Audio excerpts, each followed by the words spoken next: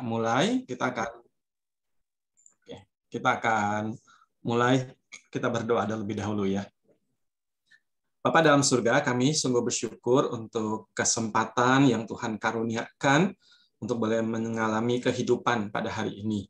Boleh melakukan pekerjaan dan perkara-perkara yang kami berharap Tuhan dipermuliakan dan kami sungguh boleh diberkati dan menjadi saluran berkat-Mu untuk orang-orang di sekitar kami.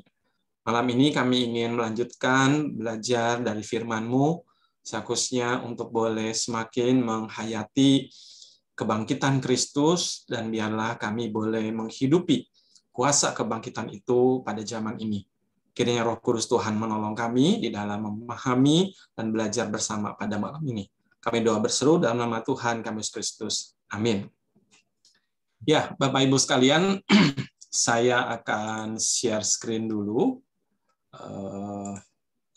Materi kita pada malam ini tentang kebangkitan Kristus ya, yang masih terus sampai hari ini dicoba oleh orang-orang yang tidak percaya untuk dibelokkan ya.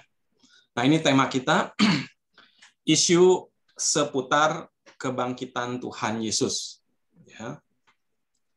Saya minimize dulu bentar. Oke. Saya minta konfirmasi, Yanti sudah terlihat slide saya? Lihat, Pak. Sudah. Makasih, Pak Alex. Yanti.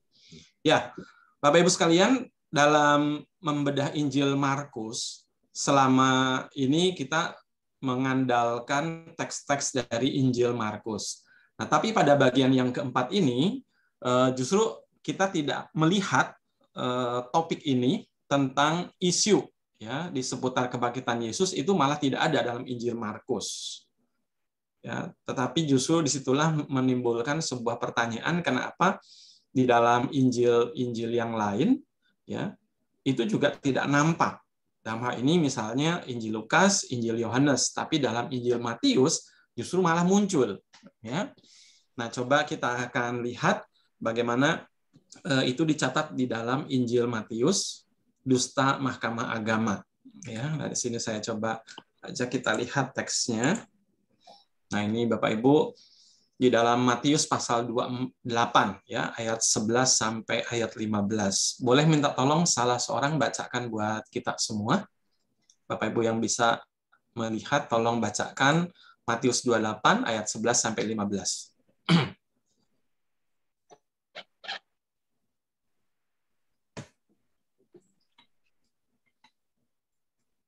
Matius 28 ayat 11 sampai 15. Ketika mereka di tengah jalan, datanglah beberapa orang dari penjaga itu ke kota dan memberitahukan segala yang terjadi itu kepada imam-imam kepala. Dan sesudah berunding dengan tua-tua, mereka mengambil keputusan lalu memberikan sejumlah besar uang kepada serdadu-serdadu itu. Dan berkata, kamu harus mengatakan bahwa murid-muridnya datang malam-malam dan mencurinya ketika kamu sedang tidur. Dan apabila hal ini kedengaran oleh wali negeri, kami akan berbicara dengan dia, sehingga kamu tidak beroleh kesulitan apa-apa.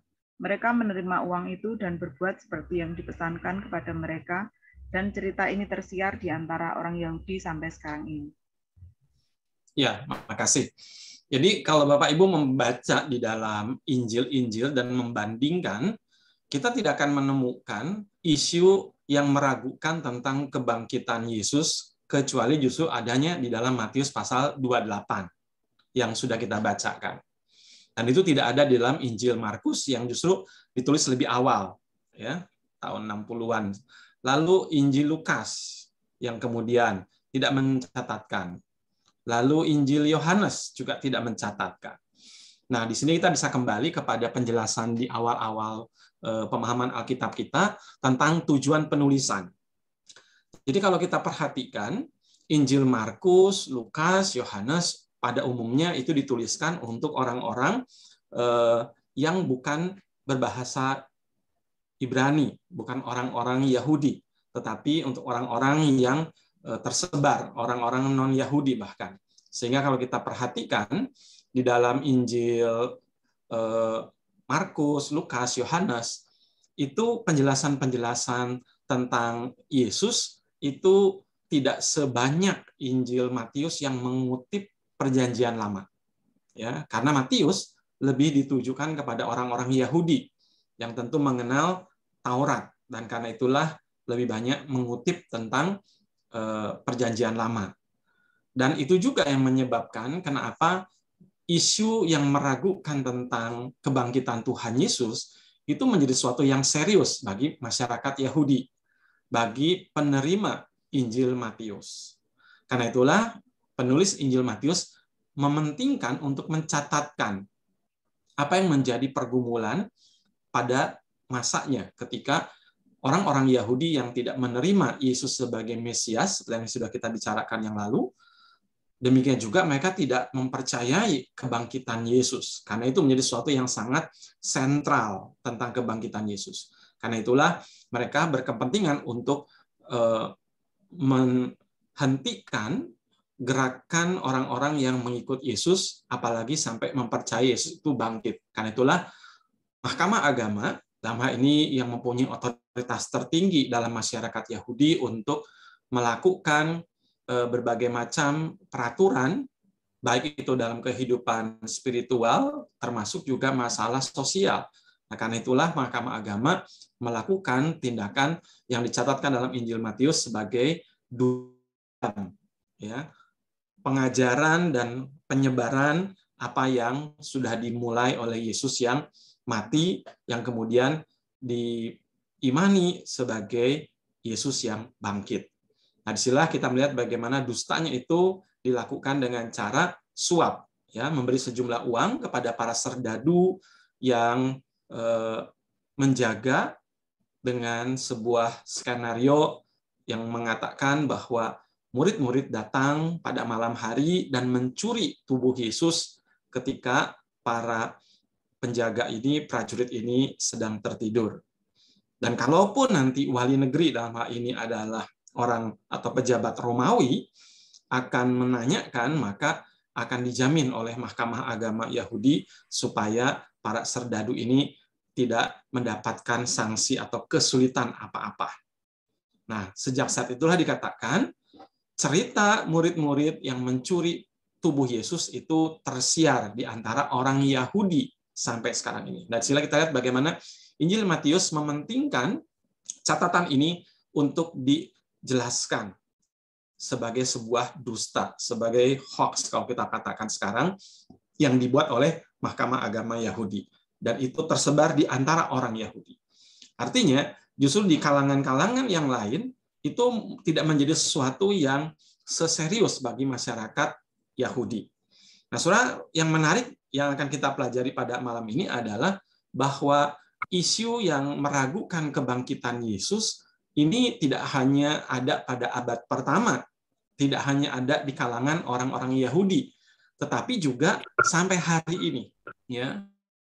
Dan yang menarik nanti yang akan saya coba sampaikan adalah beberapa yang sempat menghebohkan. Ya, setidaknya yang saya coba kutip ini adalah kasus yang tahun sekitar 2010 lah ya.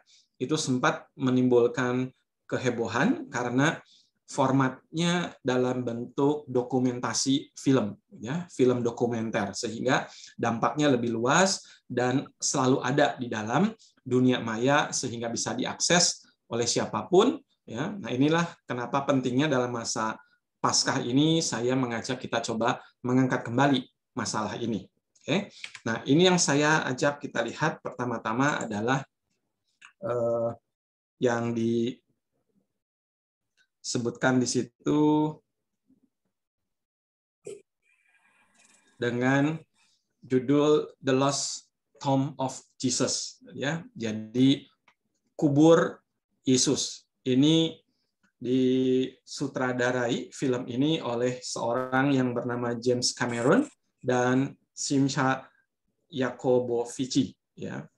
Nah, saudara, ini diputar pada Discovery Channel itu pada 4 Maret 2007. Sebelumnya sempat dipromosikan dulu dalam konferensi pers di New York, ya, beberapa minggu sebelumnya. Lalu kemudian dari situ muncullah reaksi di mana-mana Karena di dalam dokumentasi ini, film dokumenter ini, kesimpulannya adalah bahwa Yesus itu dimakamkan dan ditemukan peti tulangnya di Talpiot, yaitu sebuah desa di sebelah selatan Yerusalem. Nah, saudara, untuk coba memahami informasi yang disampaikan dua orang ini melalui film dokumenter mereka, kita perlu melihat ya latar belakang orang ini siapa. Itu akan menolong kita untuk bisa mengerti kenapa film ini sangat sensasional ya dan sangat mengarah kepada sesuatu yang memang melawan, yang melemahkan kepercayaan orang-orang Kristen. Apalagi kebangkitan itu adalah salah satu yang paling penting, tapi sekaligus juga paling sering diserang oleh orang-orang di luar kekristenan. Ya, nah, soal rupanya Cameron ini adalah seorang agnostik, ya, seorang yang tidak mempercayai keutuhan antara tubuh dan jiwa, lebih mementingkan jiwa sebagai sesuatu yang lebih baik, sementara tubuh ini sesuatu yang jahat. Ya. Dan itu nanti ada kaitannya dengan bagaimana tulisan mereka itu atau film mereka ini mendapatkan dukungan-dukungan dari orang-orang yang juga sama ya pemikirannya, agnostik. Lalu juga kalau kita perhatikan James Cameron ini bukan seorang yang biasa ya. Dia adalah seorang sutradara film yang sangat dikenal oleh masyarakat karena dia membuat film Titanic, Terminator. Sehingga ketika orang melihat film The Lost Tomb of Jesus dibuat oleh seorang James Cameron, orang langsung tertarik gitu ya. Orang mengingat karya besarnya dia, Cameron. Bahkan di dalam karirnya dia menerima penghargaan ya, Science Fiction and Fantasy Writer. Jadi dia mendapatkan penghargaan sebagai penulis ya, science fiction. Jadi fiksi ilmiah begitu ya. Dan juga hal-hal yang sifatnya fantasi. Lalu yang kedua, penulis ini adalah kolaborasi dengan Jacobo Fici. Dia orang Yahudi, dia juga adalah seorang sutradara film, khususnya untuk dokumenter. Dan beberapa karyanya itu memang kontroversi, mengingat dia adalah seorang Yahudi dan dia membela tentang sejarah bangsa Yahudi. Ya, jadi dua orang yang berkolaborasi membuat film The Lost Tomb of Jesus ini adalah orang Yahudi. Ya, satu agnostik dan satu lagi adalah seorang Sionis, ya, seorang pembela Yahudi. Nah, karena itulah di dalam film ini orang-orang ketika menilainya melihat ada agenda ya dari dua orang ini untuk membela keyahudiannya dan juga aktivitasnya sebagai tokoh Sionis.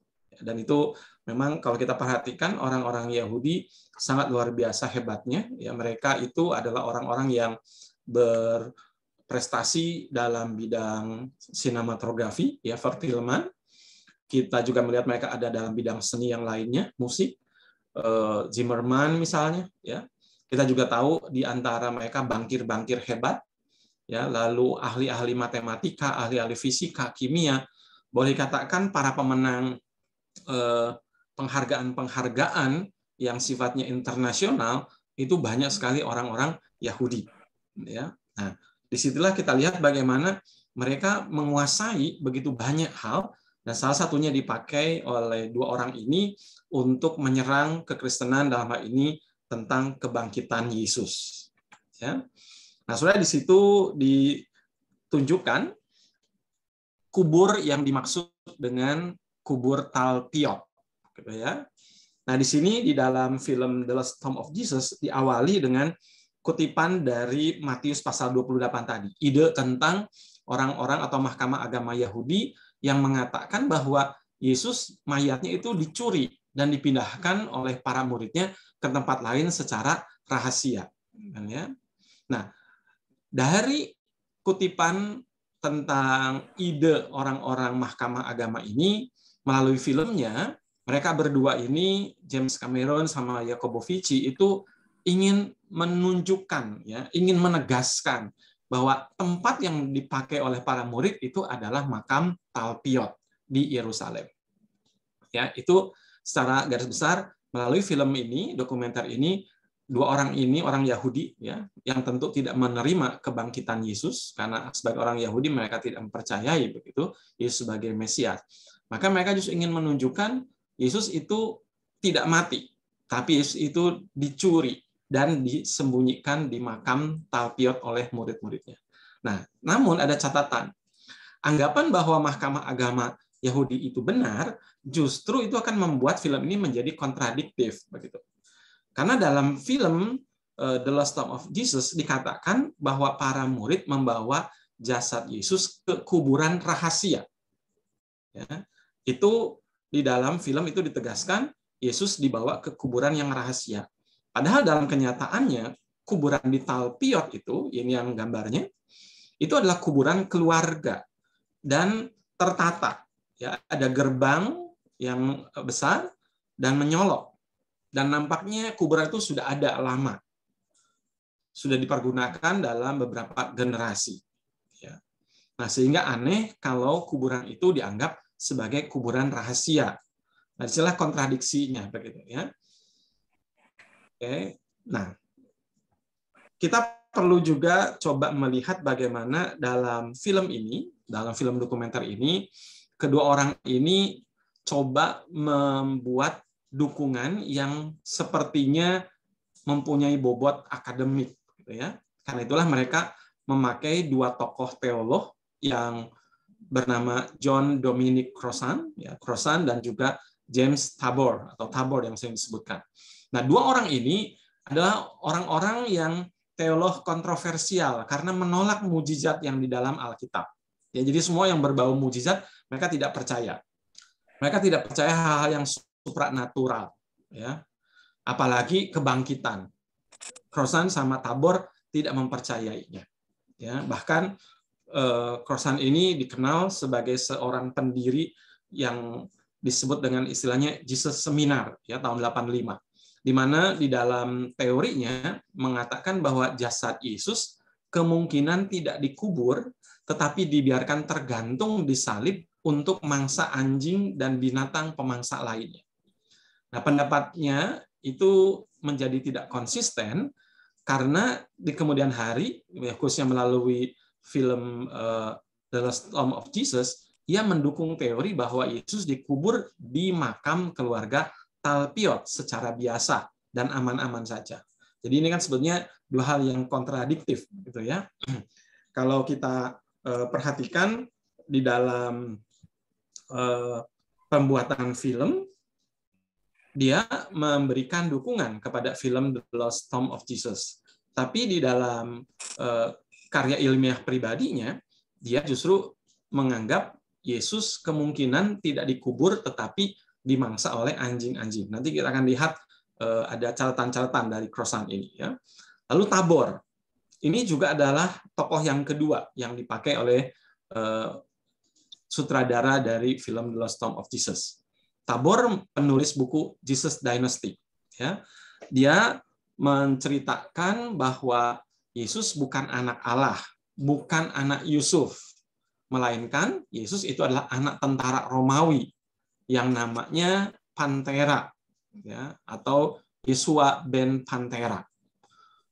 Tabor juga menganggap bahwa Maria yang sangat dihormati oleh orang-orang Katolik, ya, khususnya sebagai perawan suci, justru dikisahkan sebagai perempuan yang diperkosa oleh tentara penjajah atau kawin dengan Klopas, saudara Yusuf, setelah Yusuf mati. Jadi saudara, di sini kita melihat ada begitu banyak spekulasi-spekulasi dari teolog-teolog yang tidak mempercayai pada hal yang mujizat, pada hal yang supranatural, tidak percaya pada kebangkitan, sehingga mereka mempunyai teori-teori tentang Yesus yang matinya di mangsa anjing, ada yang mengatakan Yesus itu justru hidup kembali, gitu ya. Nah, saudara, ini ada beberapa contoh ya dari spekulasi atau isu-isu yang berkembang. Nah, saudara, yang menarik adalah kalau kita perhatikan, kenapa ini dikatakan sebagai sesuatu yang spekulatif ya dan konspiratif. Di dalam film yang ditayangkan di dalam The Lost Tomb of Jesus itu digambarkan di awal bahwa dusta Mahkamah Agama dan motivasi kedua orang ini yang berlatar belakang Yahudi dan tidak percaya kepada Yesus sebagai Mesias yang dari Allah, itu nampak sekali ya konspiratif dan spekulatifnya. Misalnya di dalam film ini tidak dimulai dengan data yang dianalisa, ya, tidak dibuat kesimpulan yang memadai. Yang ada justru adalah asumsi, ya, hipotesa, dugaan-dugaan yang sejak dari awal sudah dipakai dan ditunjukkan. Lalu kemudian dicarilah pembenaran dengan cara, nah ini, mencatut komentar dari beberapa tokoh, baik itu arkeolog, ya, lalu statistik, data, lalu juga uji DNA dan segala macam. Nah, pendapat atau komentar para arkeolog, ya, lalu juga teolog, itu hanya dikutip sepotong-potong dan menjadi narasi film. Ya, nah ini sudah dibuktikan di dalam tanggapan-tanggapan dari ahli-ahli, bahkan termasuk dari orang-orang yang diminta berkontribusi pada waktu diwawancarai untuk pembuatan film ini. Ya, dan itu memang adalah taktik atau cara wawancaranya Yacobovici untuk mendukung agenda dia. Nah, tapi kemudian para ahli yang diwawancarai itu menolak, ya, hipotesa atau kesimpulan atau dugaan yang dinyatakan melalui film ini. Dan mereka mengakui bahwa keterangan mereka ketika diwawancarai itu telah dimanipulasi. Salah satu contoh adalah Simon Gibson. Ketika dia diwawancarai, dia tidak tahu bahwa nanti perkataan, pendapat yang dia lontarkan, sampaikan itu akan dipergunakan secukupnya oleh Yacobovici maupun James Cameron untuk mendukung asumsi-asumsi atau hipotesa-hipotesa yang mereka sudah pegang terlebih dahulu. Ya, nah, salah satu contohnya misalnya di sini dikatakan, my professional assessment of the facts available about this tomb, based on some 30 years of experience studying Second Temple tombs around Jerusalem, is that, nah disimpulkan di sini bahwa kubur di Talpiot bukan kubur dari keluarga Yesus.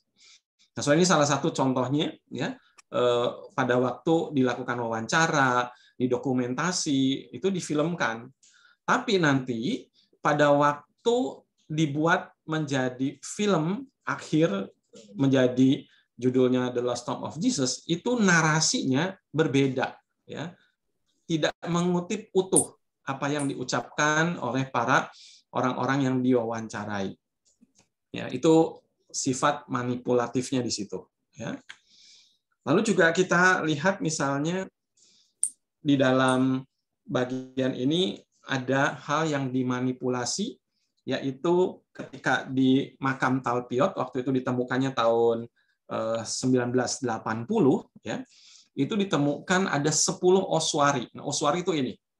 Ossuari itu adalah kotak untuk tulang belulang. Jadi orang-orang Yahudi setelah sekitar 1 tahun gitu kan, ya, jenazah itu sudah menjadi tulang belulang, lalu mereka akan pindahkan ke dalam ossuari, ke dalam kotak terbuat dari batu, ya. Nah, di Talpiot tahun 1980 ditemukan ada 10 ossuari, ya. Nah, dari 10 ossuari itu ada 6 dikatakan inskripsi atau tulisan, ya. Kalau dalam hal ini adalah goresan pada dinding ossuari, ya, yang biasanya memberikan nama begitu. Tapi dari 10 yang ada inskripsi hanya 6, 4 tidak ada tulisan. Bahkan kemudian dari 1 ossuari itu hilang. Nah, saudara, ke-6 ossuari ini memiliki inskripsi atau goresan, ya, yang berupa nama yang ditafsir. Nah, ini sekali lagi, ya, inilah spekulasi yang dilakukan oleh 2 orang ini, James Cameron sama Yacob ini. Spekulasinya adalah nama-nama itu dikaitkan dengan Yesus, lalu dihubungkan keseluruhannya sehingga disebut ini sebagai kuburan keluarga Yesus. Ya. Misalnya nama yang ada itu Maria, Yesus anak Yusuf, Yudas anak Yesus, ada Matia, lalu ada Maryam Mara. Nah, saudara, semula 5 nama pertama dianggap sebagai nama keluarga Yesus yang sesuai dengan Injil, ya, 1, 2, 3, 4, 5. Tapi kemudian nama Matiah ini dikeluarkan, ya, karena dicari-cari tidak ada nama Matiah. Ya. Nah, dalam hal ini beberapa orang yang tidak setuju dengan spekulasi, dengan kesimpulan dari James Cameron maupun dari Jacobo Fici, itu menolak, ya, kesimpulan yang dibuat di dalam film The Lost Tomb of Jesus. Dua di antaranya misalnya adalah Amos Kloner, yang ikut serta di dalam pembukaan makam Talpiot di tahun 80 itu. Amos mengatakan bahwa nama-nama itu sangat umum di Israel. Dan memang betul, nama-nama yang disebutkan di dalam Talpiot ini memang nama yang umum. Ya. Lalu juga dikatakan oleh David Menorah, seorang kurator dari museum di Israel, menyebutkan bahwa menyamakan kelompok nama itu dengan nama keluarga Yesus adalah sesuatu yang tidak masuk akal. Ya, karena saking banyaknya nama-nama, lalu nama-nama seperti ini umum begitu ya, seperti kalau kita ini nama Budi, nama Agus, nama Slamet gitu ya. Itu adalah nama-nama yang sangat umum dalam masyarakat tertentu. Dan kalau itu dikaitkan langsung dengan satu pribadi, dalam hal ini Yesus misalnya, itu menurut David Menorah tidak masuk akal. Ya. Lagi pula dikatakan ketika di dalam proses, ya ini cukup panjang memang, Oswari Yakobus itu dimasukkan ke dalam kelompok keluarga di Talpiot, kuburan keluarga di Talpiot. Ya, nanti kita akan kasih lihat catatan sedikit tentang Oswari Yakobus ini.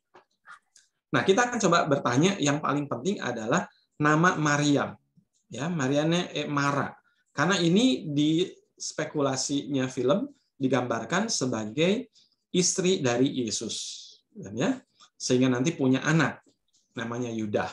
Nah, kita akan coba lihat bagaimana spekulasi dimaksudkan di dalam film ini. Ya, nah ini Mariane Mara. Jadi saudara, di dalam Oswari itu digores nama seperti ini contohnya, misalnya di dinding itu digoreskan nama dari orang-orang yang tulang belulangnya ada di dalam Oswari itu, ya. Nah, ketika di dalam film The Lost Tomb of Jesus itu kedua sutradara ini sudah membuat asumsi bahwa Mariamne Mara itu adalah Maria Magdalena dan dianggap itu adalah istri Yesus, ya. Nah, saudara, kesimpulan ini, dugaan dini ini kemudian dicarikan pembenarannya dengan berbagai macam cara, tapi itu ditolak oleh para ahli. Jadi ada asumsi terlebih dahulu.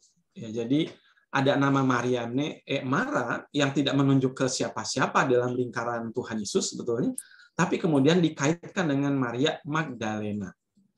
Nah, dalam hal ini misalnya tadi ya, ada nama David Menorah, Tal Ilan, Amos Kloner, menyebutkan kalau nama itu disertai nama Magdala, ya, jadi Maria Magdala, mungkin saja, ya, meski kenyataannya nama Magdala tidak ada di dalam tulisan ini.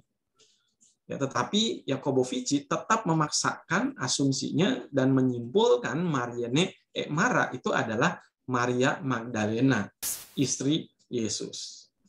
Ya, jadi sekali lagi di sini kenapa kita melihat begitu spekulatif, ya, dan manipulatif, karena ada asumsi yang ingin dipaksakan. Lalu ada ahli forensik yang memeriksa DNA juga menyangkal bahwa Mariamne Mara sebagai istri Yesus. Nah, ketika hal-hal ini dikonfirmasi begitu ya dalam wawancara, Jacobo Fici ditanya begitu. Lalu jawabannya, I'm not a scientist. Aku bukan seorang yang ilmiawan gitu ya, bukan ilmuwan. Dia hanya seorang wartawan. I've done my job as a journalist.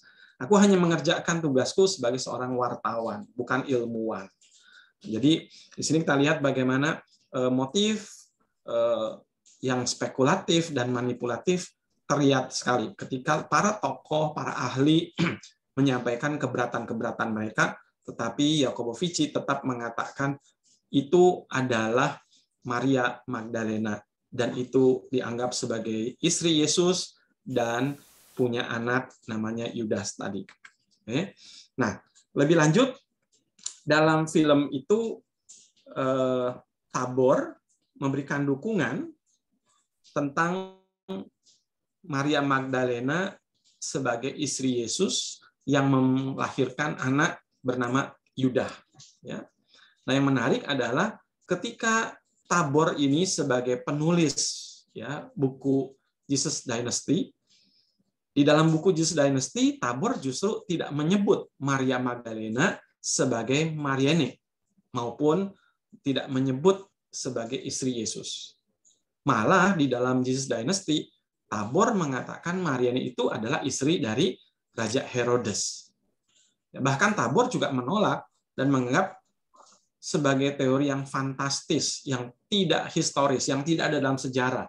Kalau Yesus itu mengawini Maria Magdalena, apalagi mempunyai anak. Ya, jadi di satu sisi di dalam karyanya, Tabor mengatakan Maria Magdalena itu bukan istri dari Yesus dan tidak pernah punya anak bersama Maria Magdalena. Tetapi di dalam film The Lost Tomb of Jesus, Tabor justru memberi dukungan kepada Jacobo Fici maupun kepada James Cameron yang mempunyai teori bahwa Mariene Mara itu adalah Maria Magdalena yang mempunyai anak Yudah. Nah, saudara, selain itu juga kontradiksinya muncul ketika Jacobo Fici ya, di dalam The Act of Philip menyebutkan, ini sebuah kitab ya, sebutkan Mariene adalah saudara Filipus dan Mariene ini menjadi penginjil yang mengajar dan membaptis. Dan disitulah Jacobo Fici mengatakan menurut The Act of Philip itu Mariene ini mirip dengan Maria Magdalena. Nah, tapi ada ahli lain yang bernama Francois Buffon membantah karena menurut Buffon Mariene yang dituliskan dalam The Act of Philip itu adalah perempuan yang selibat.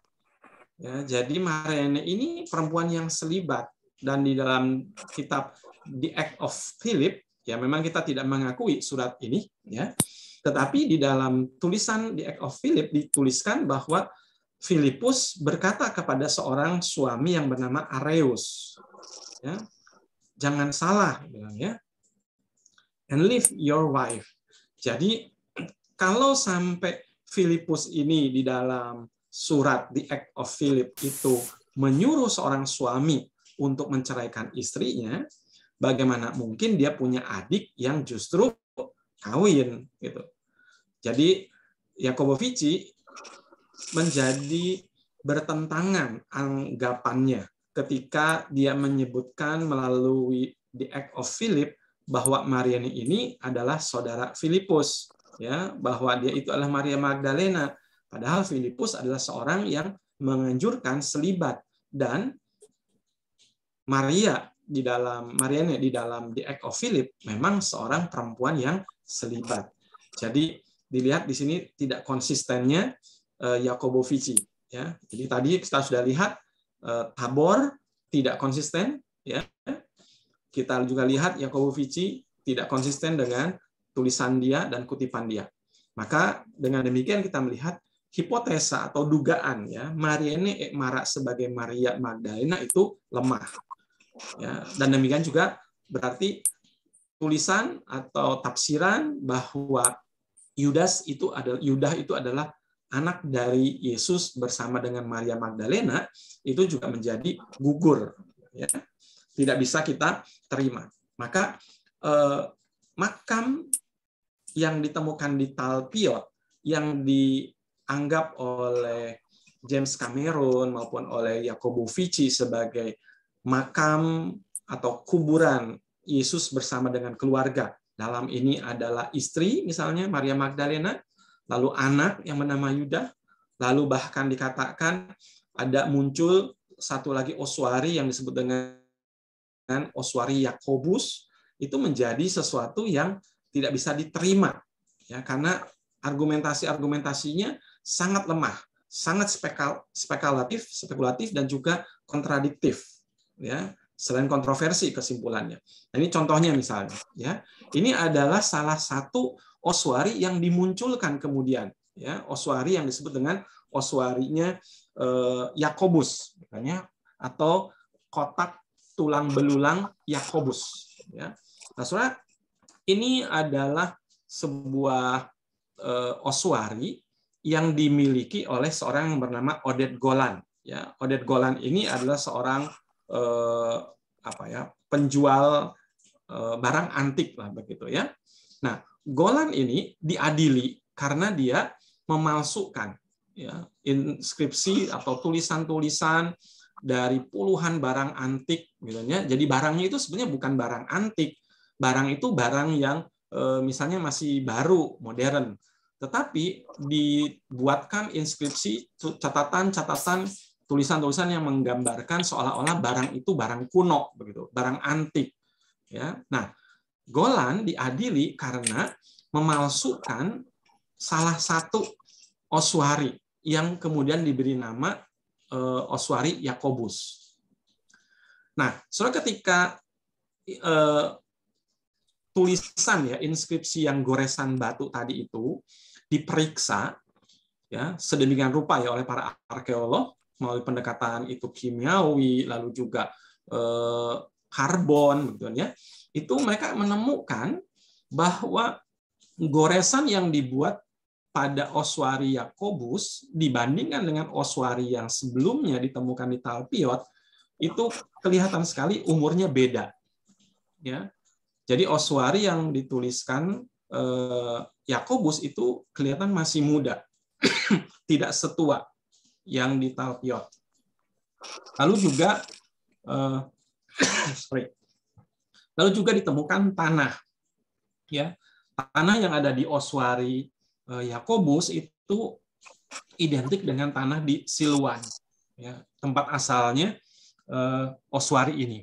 Dan memang akhirnya Golan mengakui bahwa dia telah melakukan sebuah penipuan. Karena waktu itu dia sudah membelinya dari tahun 1970-an, dan pemerintah Israel waktu itu sudah mengeluarkan aturan bahwa barang-barang antik itu milik negara. Karena itulah ketika dia melakukan pemalsuan, lalu dia juga memperjualbelikan barang-barang antik, itu menjadi sesuatu yang membuat dia diadili. Nah, yang menarik adalah ketika FBI juga ikut menyelidiki foto yang diambil dari studio Golan, tempat di mana oswari itu ada. Nah, foto itu sudah dilakukan atau diambil ya, dari tahun 1970. Padahal makam Talpiot itu baru ditemukan tahun 1980. Jadi ada rentang waktu foto tentang oswari Yakobus itu lebih awal dibandingkan dengan makam Talpiot yang kemudian baru ditemukan tahun 1980. Jadi makam Talpiot ini sebetulnya penemuan yang tidak diduga, ya, tidak terencana. Karena waktu itu pemerintah Israel sedang mengembangkan pemukiman baru di Yerusalem. Lalu ketika mereka mempersiapkan lahan tanah di daerah Talpiot, maka ditemukanlah ya kuburan, kompleks kuburan yang kemudian dikenal menjadi kompleks kuburan Talpiot. Gitu ya. Nah, saudara, hipotesis di dalam film The Lost Tomb of Jesus ini bahwa oswari Yakobus itu berasal dari Talpiot justru menunjukkan bahwa film ini dibuat secara manipulatif, ya, memanipulasi data-data, lalu juga benda-benda, ya, dan itu kelihatan sekali dua orang ini memaksakan diri, ya, James Cameron sama Jacobo Fici ini. Bila oswari Yakobus berasal dari Talpiot, ya, berarti inskripsi di sana yang disebut dengan nama Yakobus adalah palsu, karena menurut Amos tadi itu ya, kurator dan Josias yang pertama kali mencatat penemuan pada waktu itu, maka keempat oswari yang lain termasuk yang hilang yang tidak tahu kemana itu tidak memiliki inskripsi apa-apa, gitu kan ya, karena yang oswari Yakobus ya itu kelihatan sesuatu yang ditambahkan inskripsinya itu ya, atau goresan pada batu yang berupa tempat tulang belulang. Nah, konsekuensinya bila inskripsi di oswari Yakobus itu asli, ya ini asumsi. Kalau itu asli, jelas bahwa oswari itu bukan berasal dari makam Talpiot, ya, tetapi berasal dari Siluan. Hal itu juga menunjukkan bahwa tulang Yakobus bukan berasal dari talpiot, gitu ya. Jadi serba salah begitu. Kesimpulan kalau the lost tomb of Jesus itu sesuatu yang menunjukkan kepada keluarga Yesus, ya. Karena bukti-bukti menunjukkan hasilnya tidak seperti yang disimpulkan oleh James Cameron maupun oleh Jacobo Fici, ya. Nah, saudara, dalam kenyataannya memang untuk membuat film dokumenter ini, Jacobo Fici ini manipulatifnya begini. Dia itu ketika melakukan wawancara dengan responden, dia tidak memberikan penjelasan dan tujuan akhir dari wawancara ini untuk apa. Jacobo Fici hanya memberi pertanyaan-pertanyaan pengarah, lalu kemudian dia mengutip sebagian wawancara itu untuk mendukung hipotesanya. Nah, itu diakui ya oleh para ahli yang ketika mereka akhirnya melihat hasil akhir dari film ini menunjukkan bagaimana pendapat-pendapat mereka, komentar-komentar mereka itu dipotong dan tidak utuh. Ya, jadi kalau komentar para ahli, para teolog yang misalnya tidak sependapat dengan Jacobo Fici maupun Tabor, itu ditayangkan utuh melalui film, ya dokumentasi, pasti kesimpulannya akan berbeda dengan film yang dibuat oleh James Cameron dan Jacobo Fici ini. Oleh karena itu, jelas film ini merupakan hasil konspirasi ya dari agenda yang memiliki semangat Zionisme.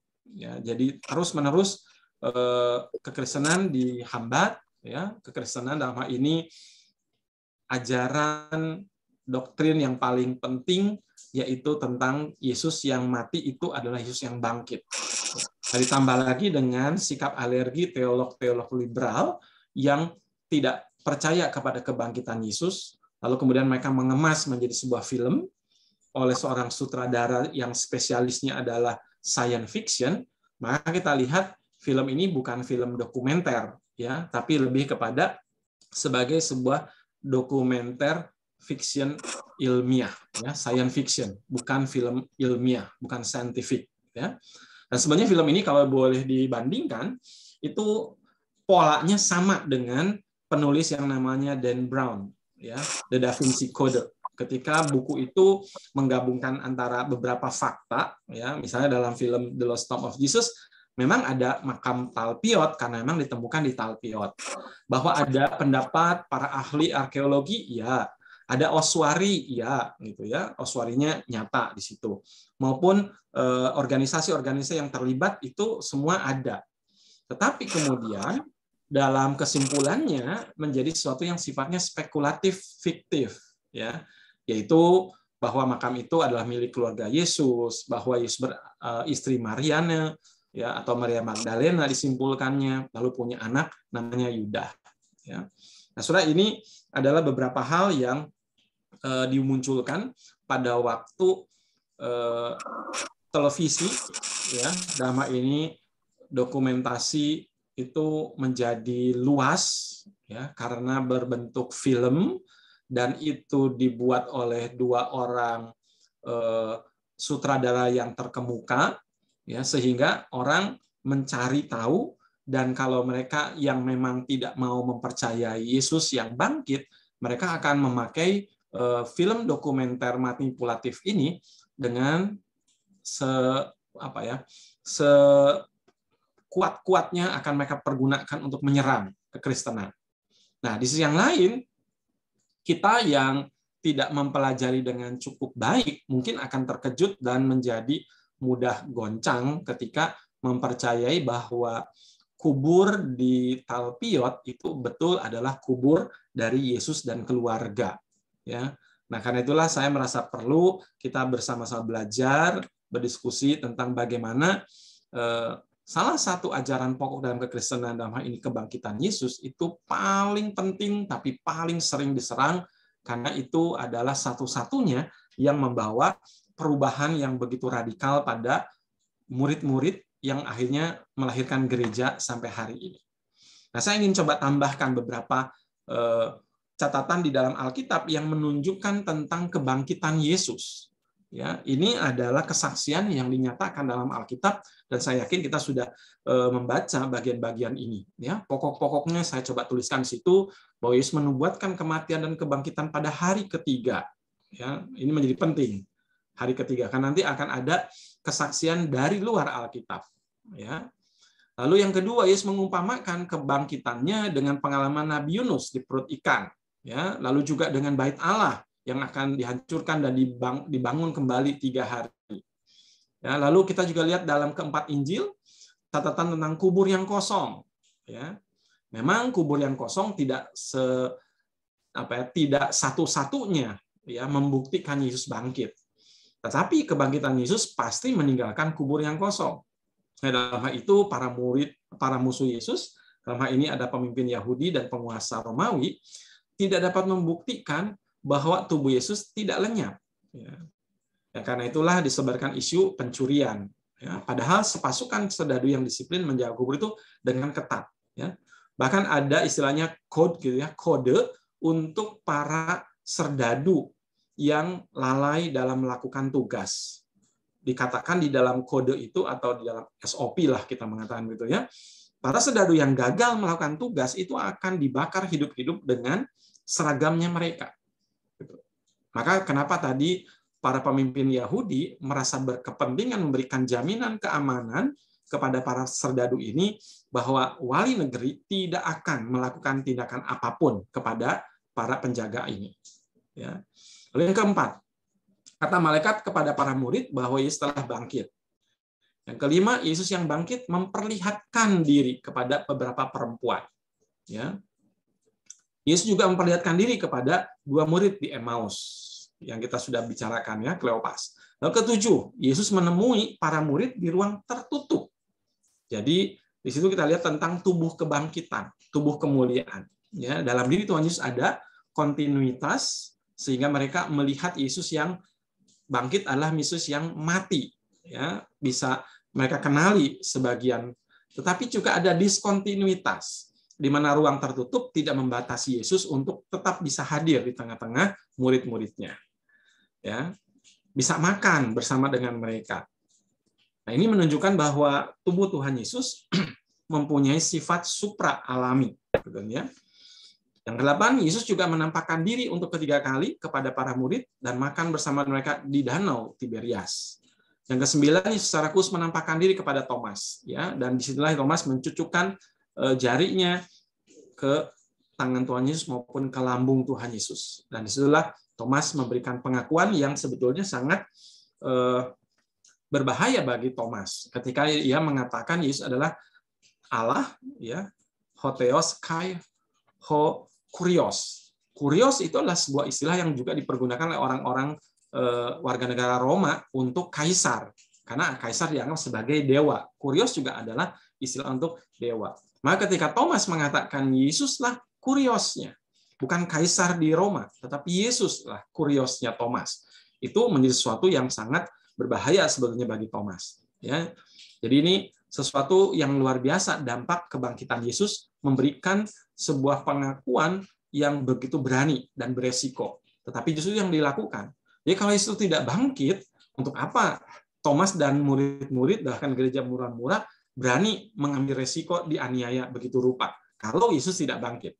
Kalau Yesus itu cuman hoax begitu ya kebangkitannya. Yang ke-10, Yesus menyebut bahwa hantu tidak berdaging dan bertulang dan menyuruh para murid meraba dirinya, menunjukkan bahwa Yesus bangkit dengan tubuh lama.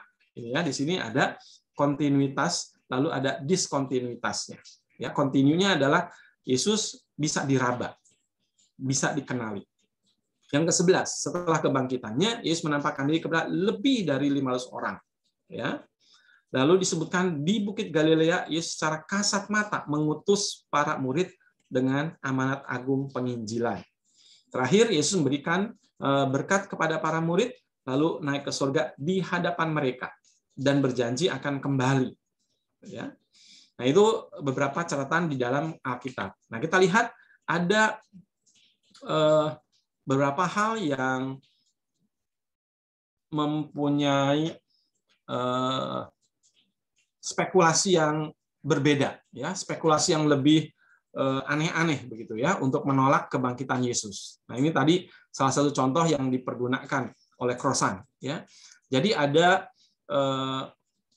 kitab-kitab yang di luar Injil kanonik, ya. Injil kanonik itu kita kenal Matius, Markus, Lukas, Yohanes, ya. Nah, itu ada Injil yang di luar itu adalah Injil Thomas, ya. Itu disebut dengan kitab Gnostik. Jadi dalam Injil Thomas kita akan melihat bagaimana Yesus itu disampaikan, diceritakan, ya, dikisahkan menganggap bahwa tubuh fisik ini jahat, ya. Sementara roh jiwa itu ingin dibebaskan. Sehingga nanti kita akan lihat bahwa ajaran Gnostik inilah yang muncul begitu ya, yang dipergunakan menjadi alasan-alasan bahwa Yesus itu tidak mati, Yesus itu tidak bangkit, ya. Nah, sini seorang yang namanya Crossan itu memakai kitab-kitab ini untuk sebuah teori yang dia katakan bahwa Yesus itu tidak mati lalu dikubur baik-baik, enggak. Buat dia Yesus itu justru mati tidak disalib tapi dibiarkan terlantar, lalu kemudian jasadnya itu dimakan oleh anjing. Ya, nah itu dia pergunakan beberapa penemuan, salah satunya adalah penemuan di Nag Hammadi, ya, atau sebuah daerah di Mesir, gitu. Dan itu penemuan tahun 1945. Nah, ini beberapa penjelasan yang dia tuliskan, ya, tentang siapa Yesus. Dia sebutkan bahwa 3 hukuman orang Romawi yang utama adalah penyaliban, dibakar, dan kematian oleh binatang buas. Yang sering tidak kita sadari tentang penyaliban adalah binatang pemangsa yang berkeliaran di bawah salib dan anjing-anjing yang berkerumun di dekat orang yang sekarat atau mayat. Para penulis Yunani Romawi menyebut mereka yang disalib sebagai makanan jahat untuk burung pemangsa dan anjing-anjing. Ya, nah ini Crossan memakai data dari ini, ya, kitab yang ditemukan di Nag Hammadi, Mesir, ya, pustaka Gnostik. Jadi ceritanya di Nag Hammadi itu ditemukan beberapa lembar papirus. Jadi papirus itu dari batang apa ya, tanaman air begitu yang berupa batang, ya. Saya pernah melihat papirus ini bentuknya memanjang begitu lurus, ya. Lalu kemudian batang itu dipukul-pukul begitu seperti oleh palu, ya, di atas lempengan kayu supaya menjadi lembaran pipih, ya. Karena ini bentuknya lingkaran begitu, diameter misalnya sekitar 1 cm atau 2 cm, memanjang, lalu ketika dipukul-pukul itu menjadi lembaran yang kurang lebih bisa 3 cm misalnya, ya, memanjang begitu. Lalu itu ditumpuk-tumpuk, bersilang begitu, akhirnya menjadi satu lembaran berupa kertas. Nah, inilah yang disebut dengan kodeks yang berupa lembaran papirus. Tapi kemudian di bundling, ya, disatukan memakai sampul kulit, ya, atau istilah yang dalam surat Paulus pakai perkamen, yaitu adalah kulit. Jadi pada waktu zaman itu kulit dan papirus adalah lembaran untuk orang menulis. Tapi kulit itu lebih mahal karena jarang dan kuat. Tapi papirus itu lebih murah dan banyak dipergunakan. Tapi seringkali menjadi cepat rusak karena lebih mudah terpengaruh oleh alam. Ya, entah itu terlalu panas atau lembab, nanti berubah warna. Atau kadang kena kotoran, entah itu dari binatang, sehingga merubah kadang berupa titik atau koma misalnya, ya. Itu menjadi problem. Nah, kodeks inilah yang kemudian dipergunakan, ya, oleh tadi untuk membuat teori-teorinya. Kodeks ini diberi nama Sakkos, ya, menurut nama pemilik terakhir yang memberikan lalu mempublikasikannya. Nah, kodeks ini berbahasa Koptik atau berbahasa Mesir, ya, Koptik itu Mesir, yang pada tahun 2006 diterjemahkan dalam bahasa Inggris dan kemudian juga dalam bahasa Indonesia. Ya, itu ada 4 tulisan, isinya adalah surat Petrus kepada Filipus, lalu naskah Yakobus, lalu ada Injil Yudas, lalu ada kitab si orang asing. Nah, saudara, dalam Injil Yudas tidak ada keterangan penulisnya. Namun di bagian akhir ada tulisan Injil Yudas dan isinya merujuk kepada Yudas Iskariot. Nah, jadi tulisan ini adalah tulisan yang sering dipakai orang-orang untuk melawan atau menyerang kekristenan. Dan ya, tapi kita tidak mengakui tulisan-tulisan ini karena bagi kita tidak bisa dijadikan kanon atau ukuran, ya, kanonik, bukan kitab kanonik. Apalagi ajaran-ajarannya sangat tolak belakang dengan apa yang ada di dalam Alkitab kita atau dalam Injil. Misalnya ini contohnya, ya. Jadi di dalam Injil Yudas digambarkan di situ berbeda saya dengan Injil kanonik, ya. Isinya beda dengan Matius, Markus, Lukas, Yohanes. Di mana di dalam Injil yang kita miliki atau Injil kanonik, ya, Yesus diserahkan oleh Yudas. Ya, di sini juga. Tetapi kalau kita perhatikan, Yudas menyerahkan Yesus itu atas suruhan. Ya, Yudas menyerahkan Yesus atas suruhan Yesus. Karena itulah Yudas tidak dilihat sebagai pengkhianat, tetapi malah sebagai pahlawan yang melaksanakan perintah dan misi Yesus. Lebih jauh lagi, Yudas Iskariot dalam Injil Yudas ditampilkan sebagai tokoh yang berbeda dengan yang ada dalam Injil kanonik. Ya. Yudas ditampilkan serba positif, bahkan jadi teladan bagi murid-murid yang lain, bagi mereka yang ingin menjadi murid Yesus. Yudas ditampilkan sebagai teman dan sahabat Yesus yang paling dekat. Bahkan satu-satunya murid yang memahami Yesus lebih baik dari 11 murid yang lain. Dan disebutkan Yudas adalah murid yang paling setia. Saudara, Yudas memang disebutkan sebagai orang yang menyerahkan Yesus kepada pejabat yang berwenang, tapi penyerahan itu bukan karena keserakahannya atas uang atau motivasi yang lain, tapi karena memang Yesuslah yang menghendakinya supaya Yesus disalibkan, supaya ia melakukan hal itu sebagai sebuah tugas penyelamatan. Jadi buat orang-orang yang percaya pada Injil Yudas itu dianggap sebagai penyelamat. Ya, Yudas itu justru yang melaksanakan begitu. Di dalam Injil Yudas bisa dikatakan, tetapi engkau akan lebih besar daripada mereka semua, karena engkau Yudas akan mengorbankan wujud manusia yang meragai diriku. Nah, menurut Injil Yudas, Yesus ingin membebaskan diri dari dunia materi yang bertentangan dengan Allah yang benar. Lalu kembali ke kediamannya di surga. Nah, sinilah kita lihat gnostiknya. Ya. Ajaran gnostik yang lebih mementingkan jiwa atau roh dibandingkan materi.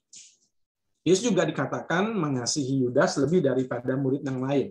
Dan hanya kepada Yudas diwahyukan rahasia pengetahuan yang tidak diwahyukan ke murid yang lain.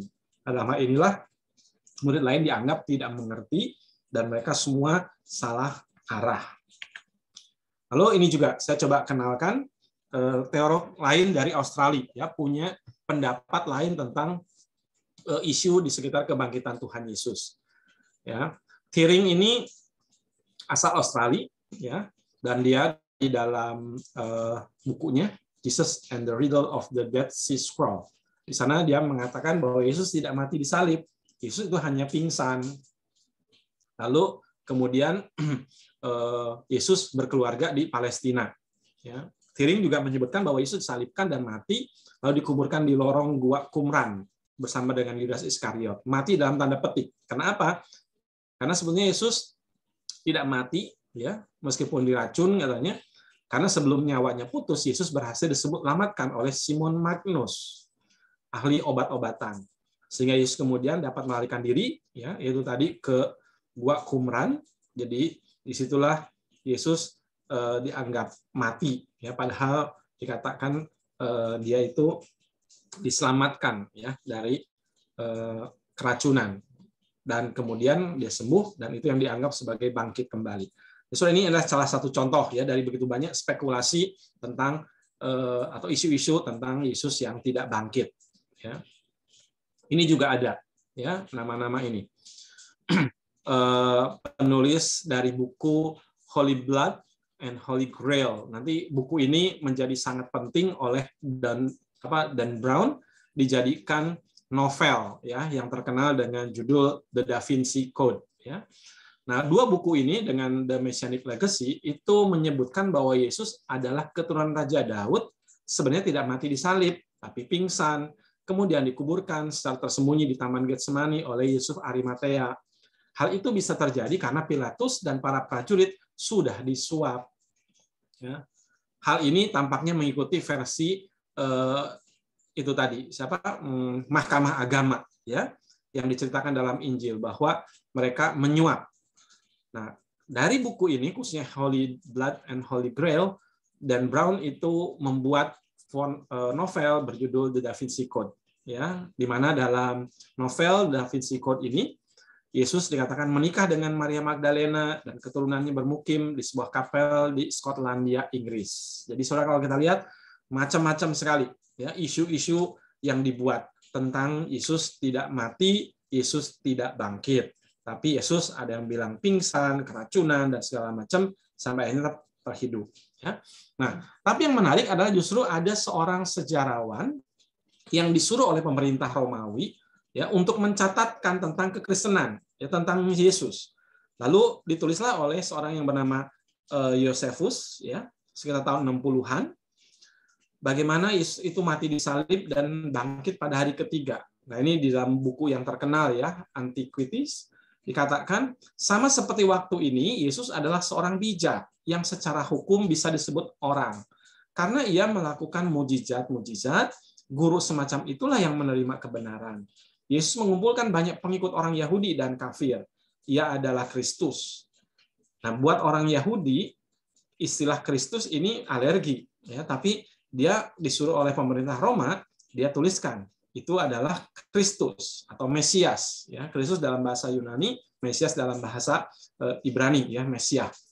Ketika Pilatus atas usul pemimpin Yahudi menghukum Yesus untuk disalib, mereka yang mencintainya tidak meninggalkannya karena ia menampakkan diri dalam keadaan hidup 3 hari kemudian.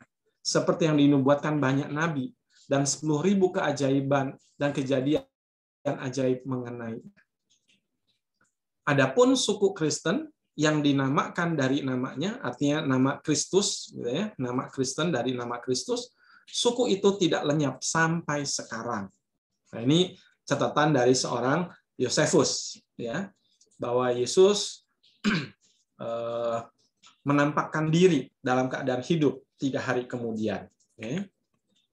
Nah, kita lihat ada juga dari tulisan ini ya, bagaimana kesaksian Injil itu diberitakan kemana-mana. Dalam Kisah Para Rasul, dalam catatan sejarah di abad-abad awal mencatat bagaimana segera setelah kebangkitan Yesus terjadi sesuatu gerakan yang sangat fenomenal, baik itu di Yudea ya, sampai akhirnya meluas kemana-mana. Mulai dari Yerusalem, ya, Yudea ini kan provinsi ya, Yerusalem ibu kotanya, lalu meluas kemana-mana. Nah, di sini ada seorang sejarawan Romawi yang lain, namanya Tacitus, menulis, Nero melemparkan kesalahan dan melakukan penyiksaan yang hebat terhadap suatu kelas yang sangat dibenci, yang disebut orang-orang Kristen oleh penduduk. Ya, dalam ini penduduk Romawi. Ya. Kristus dari nama itu, sebutan Kristen berasal, menderita. Ya, Kristus menderita hukuman yang luar biasa selama pemerintahan Tiberius di tangan salah satu prokurator kita, Pontius Pilatus. Bapak Ibu yang senang nonton di di Netflix bisa ya, itu ada judul tentang kaisar-kaisar Roma ya. Itu ada Nero, ada macam-macam ya, Tiberius. Anda akan menemukan bagaimana kisah-kisah orang Kristen pada zaman kaisar-kaisar ini. Ya, jadi kaisar-kaisar ini saling mencurigai satu dengan yang lain, saling membunuh, lalu mereka mengambil kesempatan menjadi penguasa di Roma. Ya, nah, dalam kondisi seperti itulah orang Kristen mendapatkan perlakuan yang sangat kejam, ya, bahkan dijadikan kambing hitam. Nah, adapun tahayul yang paling jahat yang dihentikan kala itu sekali lagi pecah, tidak hanya di Yudea. Sumber pertama kejahatan itu, ya. Jadi tahayul yang paling jahat itu membicarakan tentang kebangkitan Yesus, ya, artinya. Nah, sekali lagi pecah, tidak hanya di Yudea. Jadi kabar kebangkitan Yesus bukan hanya muncul di Yudea, ya, yang menjadi sumber pertama dikatakan, tapi juga di Roma. Ya, karena Injil akhirnya nyampe di Roma. Yang salah satunya kita kenal melalui pelayanan Paulus, ya, ketika dia pelayanan atau dia harus diadili di Roma, ya, Injil dibawa ke sana. Yang menjadi pusatnya dan menjadi populer, semua yang tersembunyi dan memalukan dari seluruh dunia. Sehubungan dengan itu, penangkapan pertama-tama dilakukan atas semua yang dituduh bersalah. Setelah itu, dari informasi mereka, sejumlah besar orang kemudian dihukum, bukan karena kejahatan membakar kota, melainkan karena kebencian terhadap umat manusia. Segala macam cercaan ditimpakan atas kematian mereka, atas kematian orang Kristen. Dengan dibungkus kulit binatang, mereka dicabik-cabik oleh anjing-anjing dan binasa, atau dipaku di salib, atau dimasukkan ke dalam api dan terbakar, sebagai nyala yang menerangi malam hari, bila sinar siang hari berakhir. Jadi saudara, ini adalah gambaran kekejian yang dilakukan oleh pemerintah Romawi terhadap orang-orang Kristen.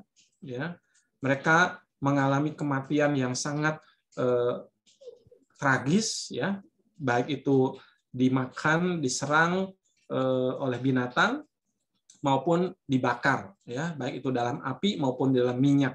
Ya, salah satunya adalah murid dari Rasul Yohanes, ya, yang bernama Polikarpus.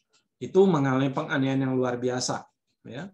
Nah, saudara, Tacitus ini menulis detail penganiayaan atas orang Kristen, termasuk pembakaran kota Roma oleh Nero, yang waktu itu disebutkan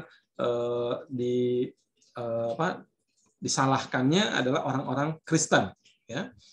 Adapun ungkapan tahyul yang paling jahat dalam istilah tadi ini, itu menunjuk kepada kebangkitan Yesus yang tidak masuk akal bagi mereka.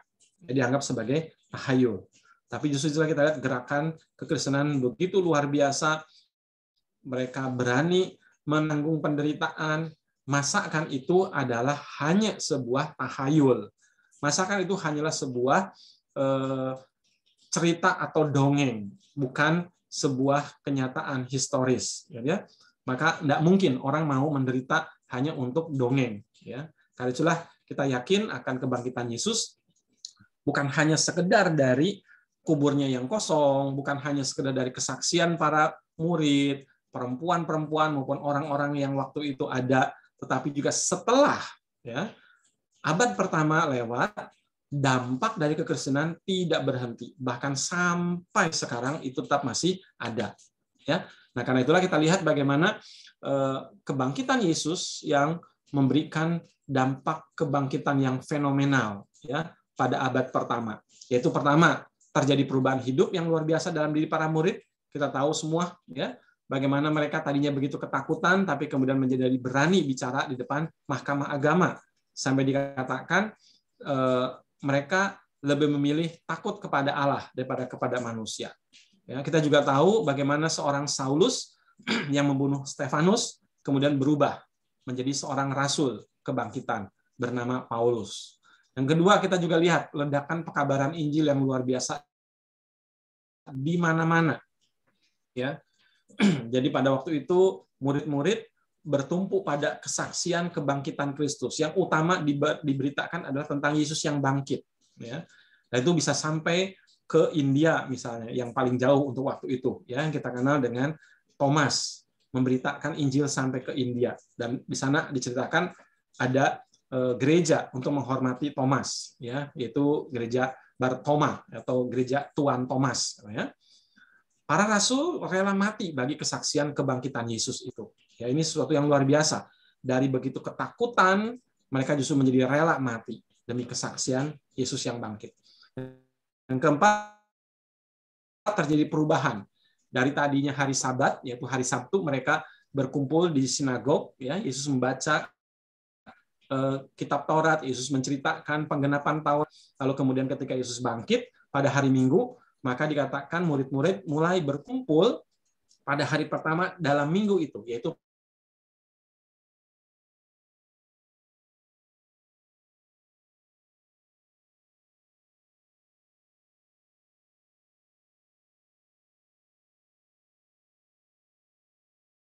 sebagai pertemuan ibadah mingguan para murid. Ya. Imunitas mereka dengan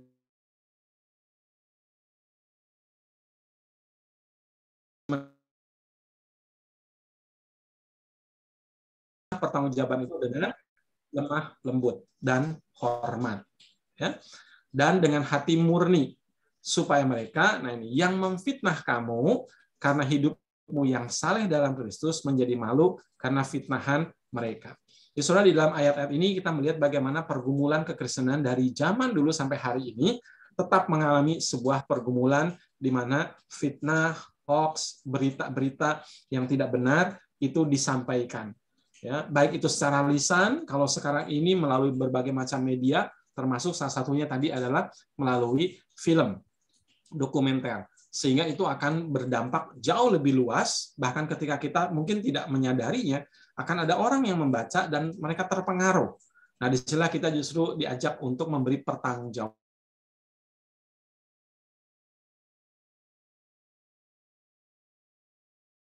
Salah satunya ada saleh di dalam Kristus, sehingga fitnah-fitnah mereka itu tidak menjadi sesuatu